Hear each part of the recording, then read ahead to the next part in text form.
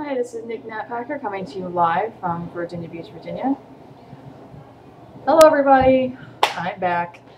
It's been 3 weeks out to sea. Now I'm finally back in port. Had a chance to watch 3 of the 4 episodes I missed. Vampires of Venice, Amy's Choice, and Hungry Earth. I cannot find Cold Blood anywhere. I'm still looking around. I'm hoping somebody will post it to Pirate Bay or somewhere on some torrent site. But anyway, I'm going to do a double blog. This one's going to be for Doctor Who episode 6, Vampires of Venice, and episode 7, Amy's Choice. And then my next blog is going to be for the 2-parter, Hungry Earth and Cold Blood, as soon as I can finally find Cold Blood. Okay, Doctor Who episode 6, series 5, Vampires of Venice. I really only have one thing to say. Thank you, Jesus, they weren't actual vampires. Because if they were, I would have been really, really pissed off. It's like I said in my earlier post, I'm very picky when it comes to vampires, and yeah. Well, okay. So, episode starts off, if you remember at the end of episode 5, Amy tried to strip the doctor maybe out of the reaction to the fact that they were still alive after the Weeping Angels. And I think he's trying to distract her and keep her at arm's length by returning her to Rory, because he knows that the night she left was the night before their wedding. And he probably thinks that they need a little romantic outing to get back on the good foot there.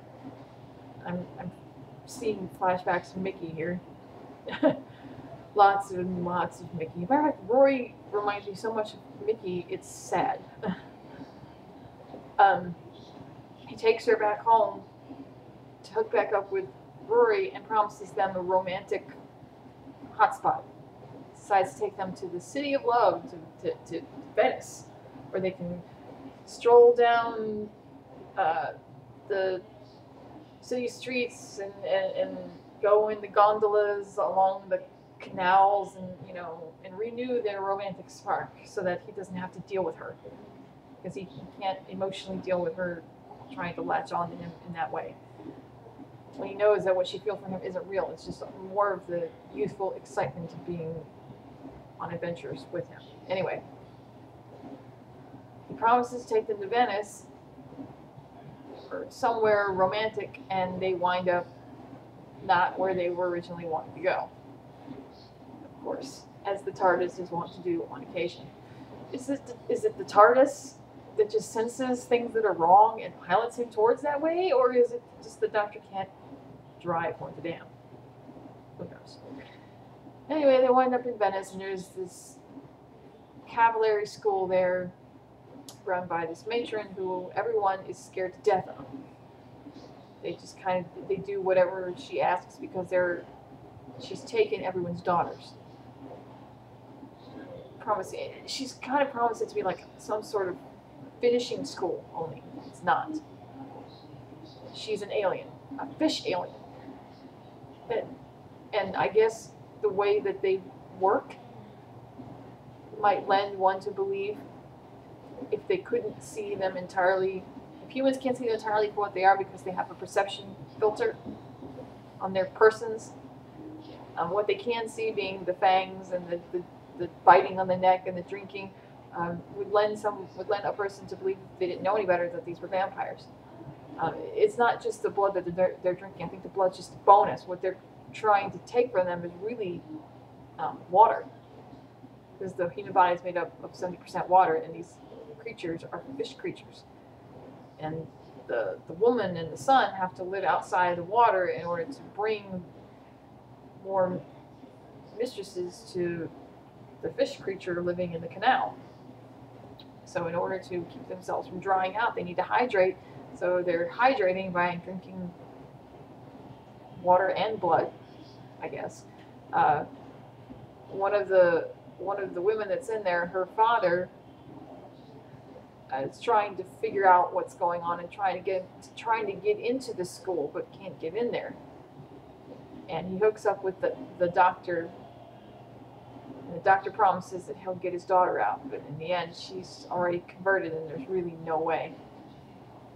They send Amy in because she's the only one that hasn't been seen yet, and she's the perfect bait. She's girl. She's young. She's exactly what the matron's looking for. All in all, Vampires at Venice, not bad episode.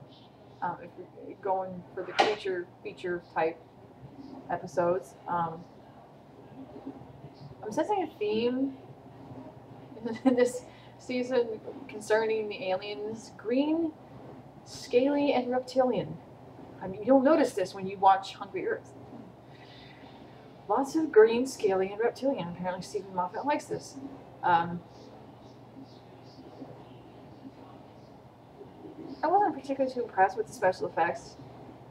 The way the alien looked, it looked kind of like it was composited in there. And not in a particularly good way either. Maybe that was just a special effects foresight. Not foresight, maybe that was just a mess up. I mean, it happens. Every series, every year they have their low episodes, and this is one of the ones that was just kind of okay. You know, it was. There was some funny moments in there. There's also there was quite a bit of levity between the Doctor and Rory and Amy, and there was also some very pensive moments, especially between the matron and the Doctor. Apparently, whatever race that this matron comes from, must be an ancient race because she's old enough to remember not only who the Gallifreyans are when the Doctor actually identifies himself as being from Gallifrey. She knows who he is, or at least who his race is. She's also is very well aware of the war. So either her race was affected by it in some way, or is one of the few that is old enough to remember it. There was a bit of pensiveness there when he was talking about it. Unlike 10, we could talk somewhat about it. 11 choose not to talk about it at all. I see a big dividing line there. A big, like, wall. And to be honest with you, I think it's the only thing that keeps them sane at this point.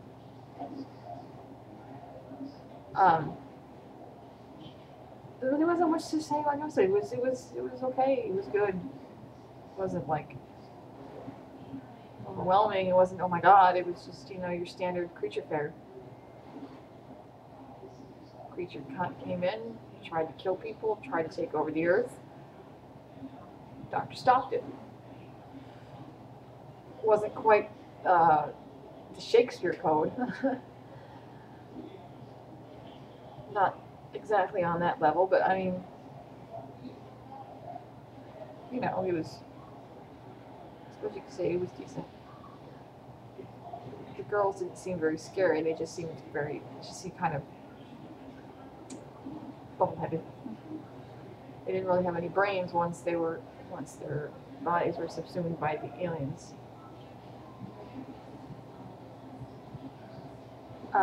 Moving on to Amy's choice. I wanted to just buzz past Vampires at Venice because there really wasn't much to say about it, except by the end of the episode you could see that Amy was starting to gravitate away from the Doctor and more towards Rory. It's a good thing.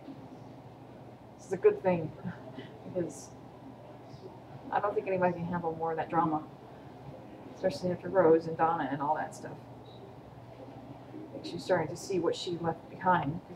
Rory felt like he was about this small, which reminds, I'm sure, everybody quite a bit of Mickey. But at least she recognized what she was doing, and she began to see what it was that she was leaving behind. Amy's choice. Wow. It's not often you get a surreal episode like Amy's choice. And I'm going to cut this one short. Come back to Amy's choice in just a second.